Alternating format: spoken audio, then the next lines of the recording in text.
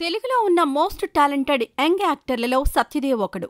కానీ తన ప్రతిభకు తగ్గ అవకాశాలు రావట్లేదని, మంచి బ్రేక్ అందుకోవట్లేదని చాలామంది సినీ ప్రేమికులు బాధపడుతుంటారు. ఇటీవలే వచ్చిన కింగ్డమ్ సినిమాలో సత్య చేసిన పాత్ర జనాలకు బాగా నచ్చింది. తన పర్ఫార్మెన్స్కు ప్రశంసలు దక్కాయి.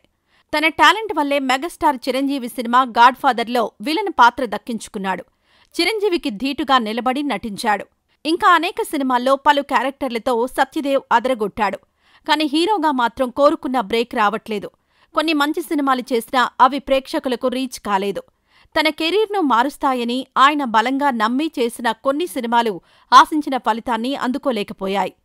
మొత్తంగా ఎంతో టాలెంట్ ఉండి కూడా ఒక స్థాయికి మించి ఎదగలేక ఇబ్బంది పడుతున్నాడు. తనకో పెద్ద ప్రొడక్షన్ హౌస్ బ్యాకప్ దొరక్కపోవడం కెరీర్కు ప్రతికూలంగా మారిందని సత్యదేవ్ అంటున్నాడు.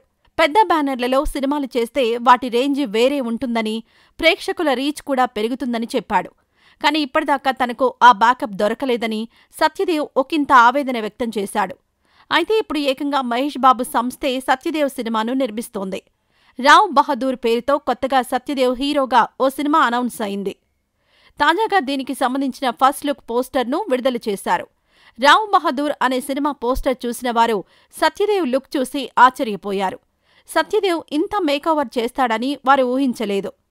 ఇంతకుముందు సత్యతో ఉమామహేశ్వర ఉగ్ర రూపస్య సినిమా తీసిన వెంకటేష్ మహా ఈ చిత్రానికి దర్శకుడు.